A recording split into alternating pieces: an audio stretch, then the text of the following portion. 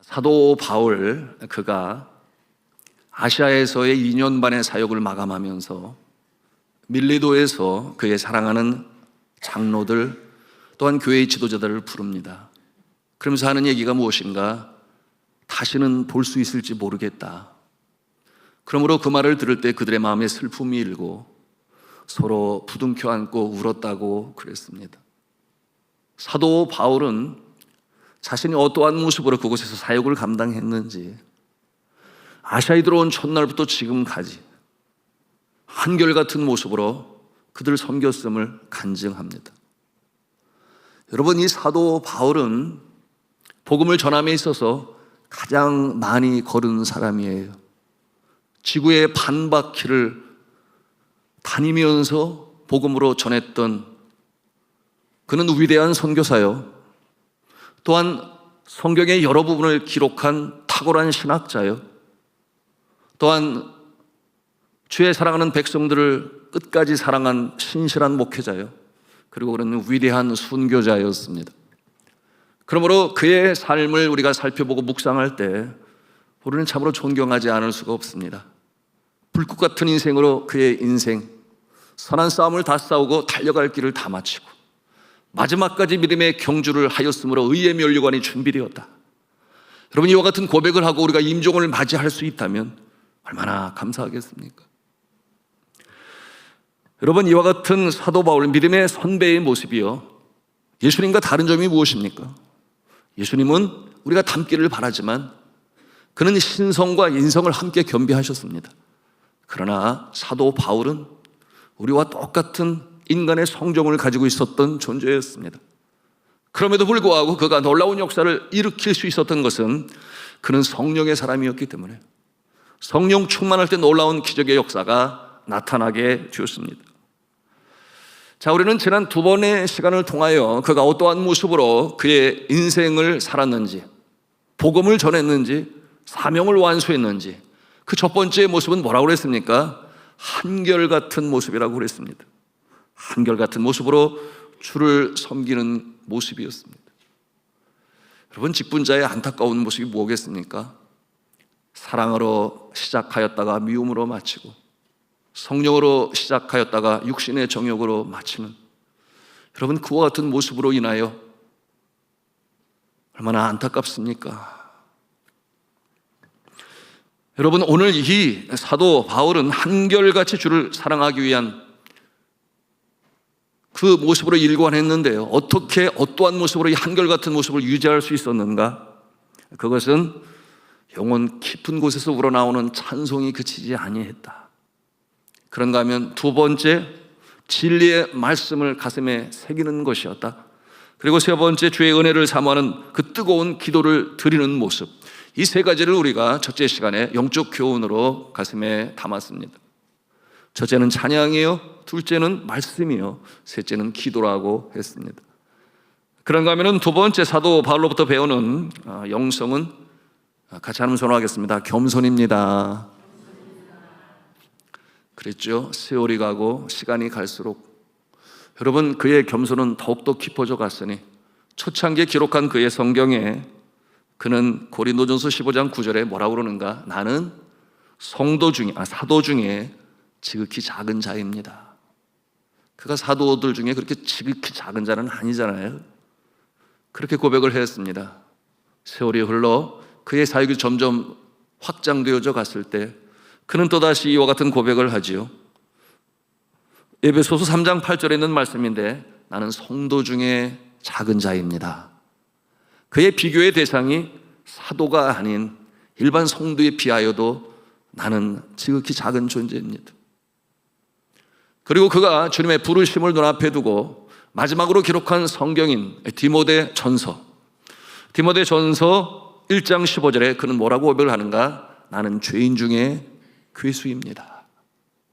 내가 비교할 존재는 사도가 아니에요, 성도가 아니에요, 죄수인데 그 중에 나는 괴수입니다. 세월이 가고 그의 신앙이 깊어갈수록 그의 겸손도 깊어져 가서, 그러니 하나님께서 그를 사용하셔서 놀라운 일들을 계속해서 이루어 나가실 수가 있으셨겠죠. 여러분, 이와 같은 성품 사도 바울을 통해서 우리가 배우는 것입니다. 그런가 하면은 세 번째로 어떠한 모습이었는가 우리가 지난 시간에 나누었는데요. 한음 정언하겠습니다. 눈물입니다. 우리에게 눈물이 말랐다면 여러분 그 마음은 피폐할 것입니다. 우리에게는 주님에게 불충한 베드로의 통의 자복의 눈물이 필요하고, 그런가 하면 십자가의 원수로 살아가는 자신의 동족들, 자신의 민족 중에 예수님을 구세주로 믿지 아니하고 오히려 박해하는 그들을 향하여 주 앞에 흘린 사도 바울의 눈물이 필요합니다.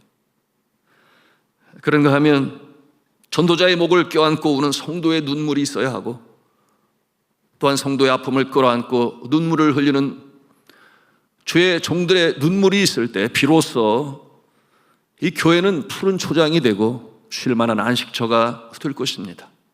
먼지만 폴폴 날리는 우리의 메마른 마음에 말씀의 씨앗이 떨어진들, 여러분 우리의 심령은 눈물로 촉촉히 젖어 있어야 하고, 그곳에 하나님의 말씀이 씨앗으로 떨어져 발아하고 줄기로 이파리로 꽃으로 열매로 맺어지게 되는 것입니다. 여러분, 오늘날 이 시대에 누구나 다 재미를 추구하고 웃음을 추구하고 행복을 추구하지만 정작 이 시대의 아픈 모습을 바라보시면서 우시는 예수님의 눈물을 기억하면서, 여러분 우리의 심령에 다시금 주님 기뻐하시는 눈물이 샘솟기를 주님의 이름으로 축복합니다.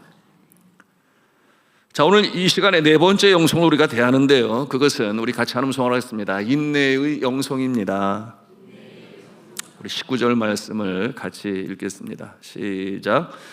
곧 모든 겸손과 눈물이며 유대인의 간계를 말미암아 당한 시험을 참고 주를 섬긴 것과. 아멘.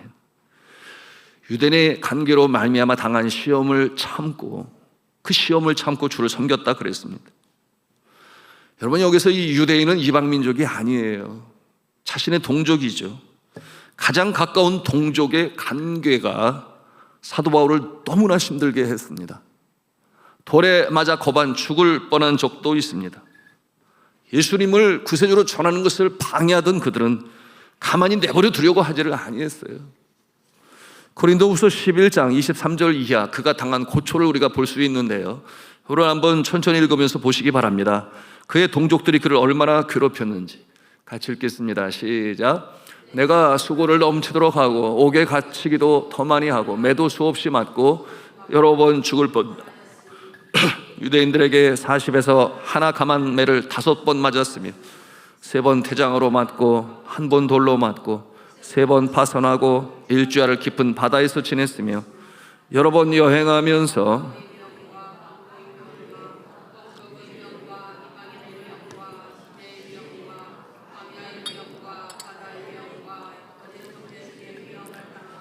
또 수고하며 애쓰고 여러 번 자지 못하고 줄이며 목마르고 여러 번 굶고 춥고 헐벗었느라. 이와 같은 많은 고난 가운데 그 주동자들이 누구였는가? 다름 아닌 자신의 동족 유대인, 그들이었음을 말씀을 통해서 봅니다. 여러분, 이와 같은 모습을 볼 때 사도 바울이 얼마나 많이 힘들었을까요?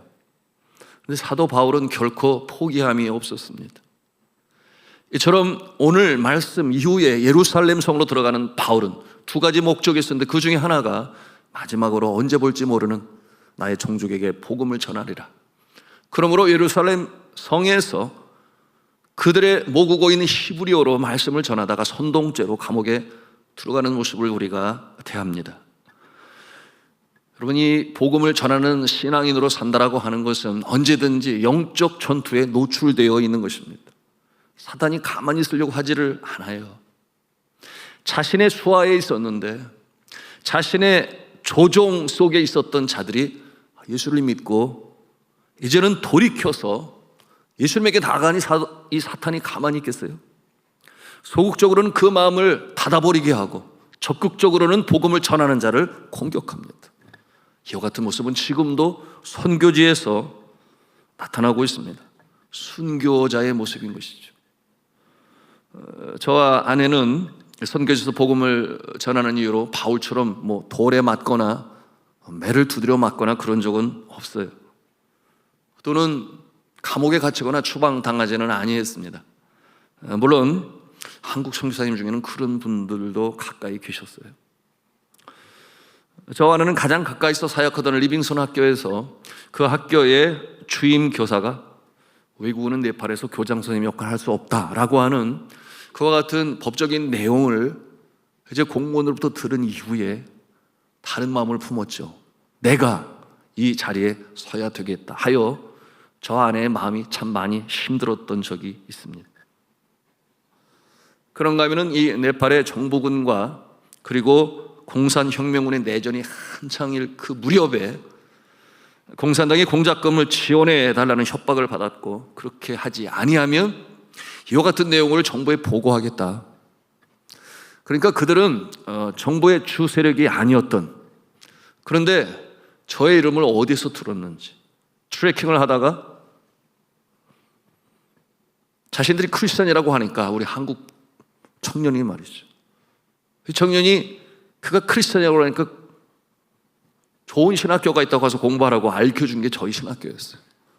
그러니 그는 의도적으로 접근하여 파악하기 위해서 한 것인데, 그러니 그 내용을 알고 다음날 9시에 들이닥친다고 하여 그 밤에 흔적을 지우기 위하여 모든 기물들을 빼내고, 그리고 나는 여기 지금 없다, 한국에 갔다, 어쩌다 온다, 이와 같은 내용으로 하고 한 학기를 새벽과 밤으로만 강의를 하면서 어려운 때를 지낸 적이 있습니다. 그런가 하면 전에도 나누었습니다마는 공작금 도와달라고 그 마오이스트 청년들이 찾아와가지고서, 여러분 그와 같은 어려움 속에서 주님 앞에 기도할 수밖에 없었습니다. 물론 하나님께서 지혜를 주셔서 상황, 환경, 여건, 조건 하나님이 인도하시니까 그들이 나중에 받으러 오지 않는 참 그와 같은 일도 있었습니다. 그와 같은 상황에서 어떠한 위협이 있었는가? 만약에 도와주지 아니하면 뭘 보여줬는가 하면은 우리 차의 플레이트 넘버를 보여주는 거예요. 이미 동선을 다 파악하고 있는 거예요. 저희 아이들이 학교에 등교할 때 노선까지도 다 파악하고 있는 거예요. 무슨 뜻이겠어요? 당시 이루어진 일들이 그들을 도와주었으면 하는데 안 도와주는 사람들의 자녀들을 키드냅을 해서 유괴를 해서 그와 같은 일들이 벌어지고 결국 얻어내는 그와 같은 상황에 그와 같은 일이 있으니 여러분 잠이 옵니까? 밥을 먹을 수가 있습니까? 이와 같은 상황 가운데서 결국 의지하고 바랄 분은 하나님밖에 없음을, 그런 상태에서 철수를 해야 될 것인지 여러 가지 많은 생각이 있었지만 결국 하나님께서 그 상황 가운데 친히 함께 하셨던 것이죠. 자, 이와 같은 모습 우리 삶 가운데 이 시대 21세기 초에 여러분의 삶 가운데는 없습니까? 아마도 믿지 않는 가정에 시집 가서 그 시댁 식구들을 사랑하는 마음으로 시어머니, 시아버지 또는 시동생 어쩌든지 예수 믿게 하려고 애쓰고 수고하지만 그러나 그 일이 쉽습니까? 영적 전투가 벌어지는 거예요. 뭔가 안 좋은 일이 일어나면 뭐라고 그래요? 예수쟁이가 우리 집안에 들어와가지고 집안에 우환이 끊이지를 않는다, 그러지 않습니까? 그럼에도 불구하고 주님 앞에 나와 그 아픈 심정 주님 앞에 토로하며 기도하는 모습들 왜 없겠어요? 그런 가운데 감사한 것은 정말 시댁에 한 사람, 두 사람 예수 믿고 나오는 그런 모습도 볼 수가 있으니, 여러분 우리가 함께 이와 같은 상황 가운데 주의 말씀으로 가슴에 새겨야 되는데, 우리 한번 같이 한음성으로 하겠습니다. 우리가 선을 행하다 낙심하지 말지니 포기하지 아니하면 때가 이르매 거두리라. 예, 그렇습니다. 포기하지 않는 것, 그것을 인내라고 합니다. 사도 바울이 그러했습니다. 유대인의 관계를, 그 시험을, 어려움을 참고 주를 섬겼다, 그렇게 그는 고백하고 있습니다. 여러분, 복음을 전하는 자는 인내해야 합니다. 세상 일은 단순간에 끝나는 일들이 많이 있어요. 그래서 중, 장, 단기 이 계획을 세우고 이 일을 성취합니다. 그러나 영혼을 구하는 일은 기약이 없어요. 우리에게 요구되는 것은 인내입니다. 끝까지 포기하지 아니하고 소망을 가지고 그 모습으로 나아갈 때 주님의 때에 주님의 방법으로 일을 이루시는 거예요. 사도 바울이 그와 같은 모습으로 종래 승리하였습니다. 자, 이처럼 포기하지 아니하고 인내하기 위하여 우리의 마음에 확신으로 가져야 할 것이 있는데, 그게 뭐냐 하면 주님의 사랑이에요. 주님의 은혜, 날 구원하신 주님의 은혜. 주님의 사랑이 우리의 심령 가운데 식어지게 되면 난 몰라라 하고 말아요. 그래서 이렇게 기도가 필요하고 찬송이 필요하고 말씀이 필요한 거죠. 친히 제물로 십자가에 못 박히신 예수 그리스도의 그 사랑이 우리의 심장에 사무칠 때 우리는 어떠한 상황에서도 인내할 수 있는 것입니다. 여러분, 19세기를 보통 뭐라고 표현을 하는가? 위대한 선교의 세기라고 그랬어요. 그때 우리나라에도 복음이 들어와서 그처럼 그야말로 전도 폭발이라고 표현을 하였습니다. 순식간에 복음화가 이루어지게 되었는데, 그때 여러분 우리나라에 와서 사랑하는 아가를 먼저 하늘나라에 떠나보내고 심지어는 남편도 이질에 걸려서 그 열악한 위생 상태 병원 시설 먼저 보냈습니다. 그럼에도 불구하고 주의 나라가 힘차게 확장되었습니다. 그러므로 19세기는 선교의 위대한 세기다. 그렇다면 오늘날 21세기 초는 어떠한 모습인가? 오늘 이 시대의 선교는 인내의 시대가 되었다 그랬어요. 인내의 시대가 되었다. 순교하고 싶어도 순교당하지 아니해요. 국제법이 있기 때문에 추방당할 뿐입니다. 물론 어쩌다 그런 일이 있을 수는 있지만 오늘날 이 시대의 선교사에게 가장 필요한 덕목이 무엇인가? 참고 견디고 인내하는 것입니다. 때로는 신분을 감추어야 하고, 때로는 애매히 당하는 고난 가운데서도 철수하지 아니하고, 여러분 이와 같은 상황 가운데 주의 나라가 확장되는 모습을 우리가 볼 수 있습니다. 자, 다섯 번째 우리가 배우는 내용이 있습니다. 배우고자 하는 영성, 같이 한 음성을 합니다. 복음을 전하는 담력입니다. 자, 20절 말씀을 같이 읽도록 합니다. 시작. 유익한 것은 무엇이든지 공중 앞에서나 각 집에서나 거리낌이 없이 여러분에게 전하여 가르치고. 아멘. 유익한 것 무엇이겠습니까? 담대히 전하는 유익한 것, 그것은 곧 생명을 살리는 복음이죠. 이 복음을 전함에 있어서 공중 앞에서나 각 집에서 전했는데 담력을 가지고 전했다라고 하는 것이죠. 거리낌이 없이 전하고 가르쳤다. 여러분이 담력이 없이 어떻게 복음을 전할 수 있겠습니까? 자, 우리가 어떻게 하면 이 담력을 가질 수 있을까요? 너무나 분명한 두 가지가 있는데, 첫째, 한 음성으로 합니다. 구원에 대한 확신이 있어야 합니다. 여러분, 바울의 이 담력은 이 구원에 대한 확신이 있기 때문에 가능한 것이죠. 진정으로 하나님이 나의 영혼의 창조주가 되시고 세상 우주 만물의 창조주가 되시고, 그리고 예수 그리스도가 이 구세주가 되신다는 확신을 가지면 새 생명으로 거듭나서 그의 가치관, 인생관, 세계관이 변합니다. 그러므로 토탈 트랜스포메이션, 전체적인 변화가 임하게 되는 것이죠. 여러분, 그와 같은 심령에 하나님에 대한 확신, 그리고 여전히 이 구원의 복음 안에 들어오지 못하는 자들을 바라볼 때 안타까운 마음을 갖는 거예요. 구원의 확신이 없는데 복음 전합니까? 전하기 힘들어요. 한두 번 할지 몰라도. 그러나 구원의 확신을 가지고 있는 자는 연로하는 부모님을 바라볼 때 견딜 수가 없는 거예요. 언제 예수님을 믿으실까? 그러다가 덜컥 낙상하여 병원에 눕게 되면, 여러분 너무 늦지 않았나 하여 저에게 전화 오잖아요. 저를 찾아오잖아요. 우리 어머니 언제 천국 가실지 모르는데, 세상 떠나실지 모르는데 복음을 듣고 천국 가셨으면 좋겠다고.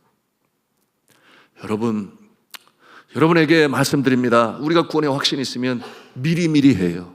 그때 가서 하는 게 아니라, 여러분이 사도 바울과 같이 유익한 것은 무엇이든지 거리낌이 없이 담대히 전했다고 그랬는데, 여러분의 심령에 구원의 확신이 있다면 여러분의 가장 사랑하는 사람, 가깝게는 사랑하는 남편이요, 아내요, 부모요, 자녀일 터인데, 여러분 구원의 확신을 가지고 담대하게 복음을 증거하실 수 있기를 주님의 이름으로 축복합니다.